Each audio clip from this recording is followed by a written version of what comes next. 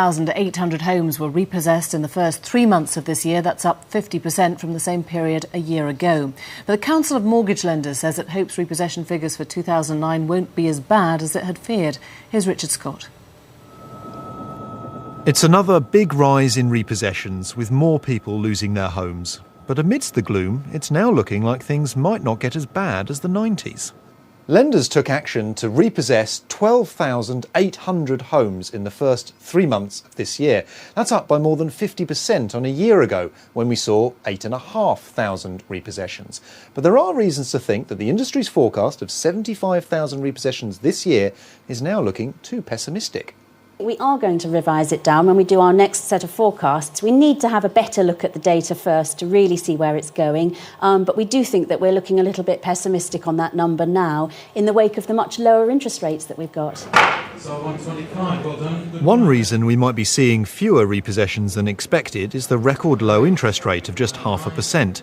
Compare that with the early 90s, when rates were around 10%. 460. It means redundancy pay can meet interest payments for much longer, so people can hang on to their homes more easily. Of course, this doesn't help people like Frank Birtwistle. His landlord has defaulted on his mortgage and is being repossessed. That means Frank now faces extra costs for moving home and possibly overlapping on his rent. I'm quite angry about that. My responsibility is to pay the rent, and you like to think everything else is taken care of. Surely the first notification I get shouldn't be from a solicitor. I'm a bit annoyed at the landlord not actually explaining months before that he was having a bit of difficulty. At least, if anything, I've just been given more notice. We also had figures today for repossession orders in England and Wales. That's a stage before actual repossession. These were down by around 40%, as the government encouraged lenders to treat repossession as a last resort.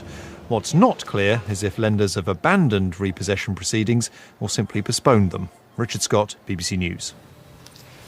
A committee of MPs says the bank bonus culture caused a lethal combination of reckless and excessive risk-taking which led to the banking crisis. They say large bonuses were paid instantly for deals without any thought as to how they'd work out. John Moylan has more. For years, a select group of bankers and traders enjoyed a